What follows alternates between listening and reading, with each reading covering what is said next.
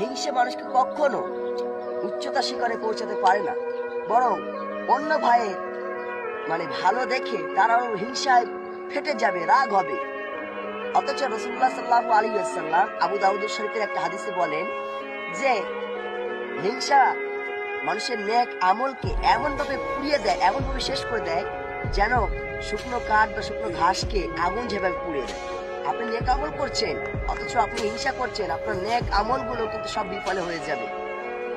আর তিরমিজি শরীফের একটা হাদিস, রাসূলুল্লাহ সাল্লাল্লাহু আলাইহি ওয়াসাল্লাম বলেছেন যে তোমাদের পূর্ববর্তী যে জাতি, তাদের মূল ধ্বংস হবার মূল কারণটাই হচ্ছে হিংসার বিদ্বেষ। সুতরাং আমরা যে এত নেক আমল করছি, আমরা যে রাসূলুল্লাহ সাল্লাল্লাহু আলাইহি ওয়াসাল্লামের উম্মত হয়েছি, এটা আমাদের জন্য শুকরিয়া আদায় করা দরকার এবং হিংসা থেকে ফিরে আসা দরকার, আল্লাহর কাছে পানা চাওয়া দরকার। আল্লাহ পাক আমাদেরকে তৌফিক দান করুন।